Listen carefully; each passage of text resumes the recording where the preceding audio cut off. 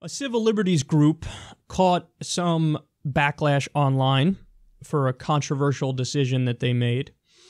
The ACLU is going to defend Milo Yiannopoulos in court. Milo Yiannopoulos. So he's a, pretty far-right activist, you could say. Some people call him a provocateur. Some people just say he's a commentator. Whatever you want to call him. The ACLU is going to defend him in court. Now, the Washington Transit Authority are the people who are being sued here, and they're being sued because they don't allow Milo Yiannopoulos to put up an advertisement or advertisements for his book. He came out with a book recently, and he's trying to get the word out there as much as possible, so he bought these ads, and they said, no, we're not going to do them because, pretty much for political reasons, we don't like what you have to say, so we're not going to allow you to have your ads. Now, what's being lost in all the noise here, because a lot of people who were or are massively anti-Trump started donating a lot of money to the ACLU because the ACLU positioned themselves as, look, we're going to be the first line of defense against this guy's constitutional overreaches and abuses. I mean, when he does something that's unconstitutional, we're going to sue his ass, and we're going to do it over and over. We're going to make sure he falls in line. That's what we're going to do. So a lot of people donated with the ACLU's promise in mind of we're going to focus on Trump and go after Trump. And now they find out, oh, what? So I just gave you however much money I gave you, and now you're going to turn around and defend Milo Yiannopoulos. I mean, this is a guy who, when you look at a list of all the comments he made, he says a lot of things that aren't just offensive, because I don't give a shit. The word offensive to me is irrelevant. Like, oh, you offended me. Okay, but is it true or not? That's the question. Is the thing you're saying true or not? But in Milo's case, he says things that are just totally inaccurate, not right, and just dumb. And he's kind of built this brand off of saying things that are, like, really stupid. But, like, when people push back on him, he goes, oh, you're offending my free speech rights. You're taking them away. How dare you? So both things can be true. Like, he can say something that's totally inaccurate and dumb, and you can point that out and call him an idiot without also taking away his free speech rights. So it's not like you're a hero just because you're saying something outrageous, which is a lot of what Milo's brand is. Like, I'm going to say something outrageous and dumb, and when you disagree with me, I'm going to say, oh my God, you're taking away my free speech rights. So that's kind of the trick he plays. But what's got lost in the noise in all this is the ACLU isn't just defending Milo Yiannopoulos. They're also defending PETA, the abortion provider Carafem, and themselves, the ACLU. Apparently they wanted to run ads in this Washington Transit Authority in, whatever, the metro areas, and they're not allowed to because they said, no, we're not going to do it because we disagree with you on some stuff. So here's my conclusion. Is the ACLU correct to defend Milo Yiannopoulos? 100%. It's honestly not even a close issue. It's not even close. Why?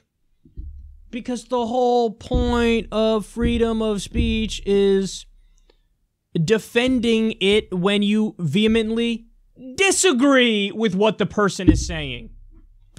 How do people still not understand this at this fucking late date? That's the whole point.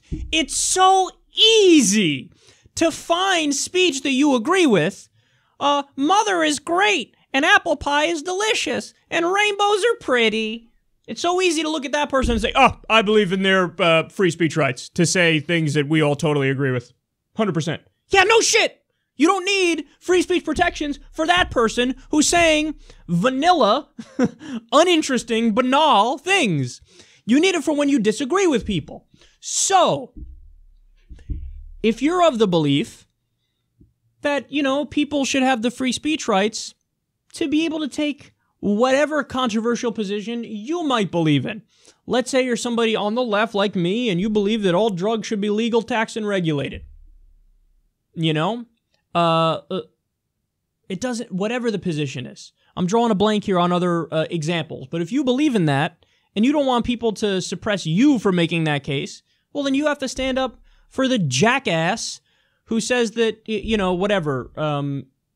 feminism is worse than cancer. you know? So it's not to say I'm going to defend his free speech rights is not in any way to say I agree with the content of what he's saying. I mean, he says things that are, I think, genuinely stupid, like just really dumb. But if he's just trying to put an ad for his book and they're trying to block him when, yes, they're a government body, they can't do that. And by the way, it's not even like a controversial ad. It's like him with the cover of his book. It says the name of his book, and then it says like the most hated man on the internet or something. Why the fuck would you block that? Because we don't like him. It doesn't fucking matter if you don't like him. You're a government body. You don't get to make that distinction. Because then you are picking and choosing based on the content of the speech, and that is fundamentally against the First Amendment. So if you want to protect the free speech rights of this abortion provider, then you also have to protect it for Milo Yiannopoulos. If you want to protect it for PETA, you also have to protect it for Milo Yiannopoulos.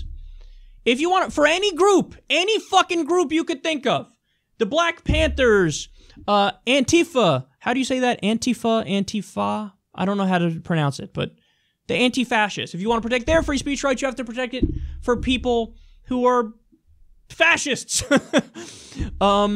Yes, the only thing you can't do, obviously, is take away the rights of other people. You know, like once you actually physically start taking away other people's rights, that's when it becomes a problem. You can say the most outrageous, provocative, crazy things that are not true and are pure lunacy, but you're allowed to say it. And the government doesn't get to restrict that just because they don't like the content of your speech. That's the whole fucking point of the First Amendment. Voltaire said it, Noam Chomsky said it. If you don't believe in free speech rights for those who you despise the most, you don't believe in it at all. And oftentimes, I see it's pretty much across the board, whether it's commentators on the left or the right, they love to play the victim and say, when it's somebody on their team who had their free speech rights taken away, they love to act like, oh, I believe in free speech, that's what I believe in free speech. But those same commentators will never do a segment defending the free speech rights of somebody they massively disagree with. Well, I do, because I'm fucking consistent on this, and I've done it to defend Ben Shapiro, who I despise with every fiber of my being, oh my god. I've done it to defend Steven Crowder. I've done it to defend Milo Yiannopoulos. You'd be hard-pressed to find somebody on the right, or somebody else on the left, who takes somebody who they totally disagree with, and they do a segment on protecting that person's free speech rights. The sign of a hack, just a pure hack, is when they harp away on the free speech issue, but, wow, look at that! What a surprise! They only seem to bring up that free speech issue when it's somebody who agrees with them. When it's somebody on their fucking team.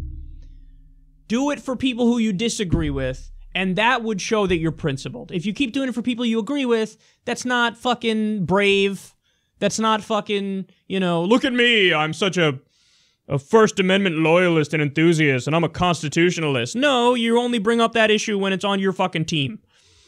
So that's hackdom to the max. So the ACLU is 100% right. Everybody who donated to them and now they're fucking butthurt. Oh, why would you defend the free speech rights of somebody I don't like? Because that's the whole fucking point of the First Amendment. That's the whole fucking point of the First Amendment.